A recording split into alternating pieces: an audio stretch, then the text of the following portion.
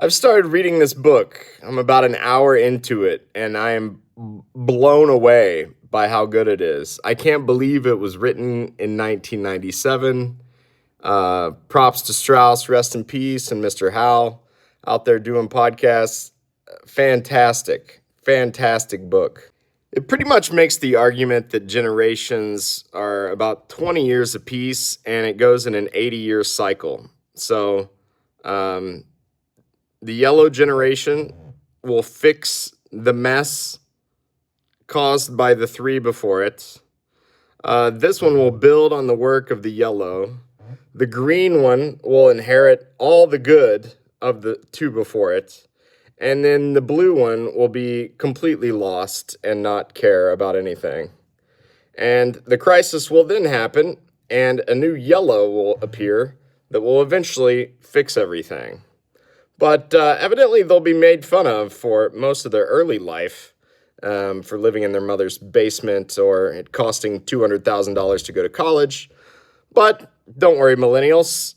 Eventually, it's going to be our world in about 2032.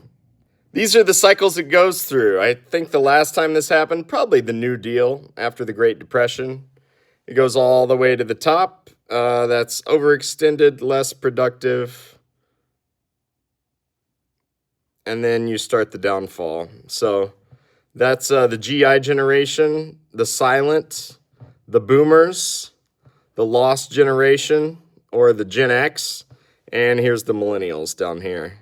Large debt, printing money, internal conflict, huge wealth gaps, loss of reserve currency. And then you get one of those.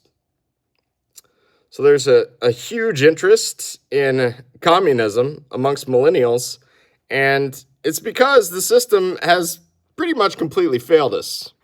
We'll see if Donald Trump can fix it, but when you indebt an entire generation, what do you expect to happen? When a whole generation can't buy a home and they're drowning in debt, what option is there?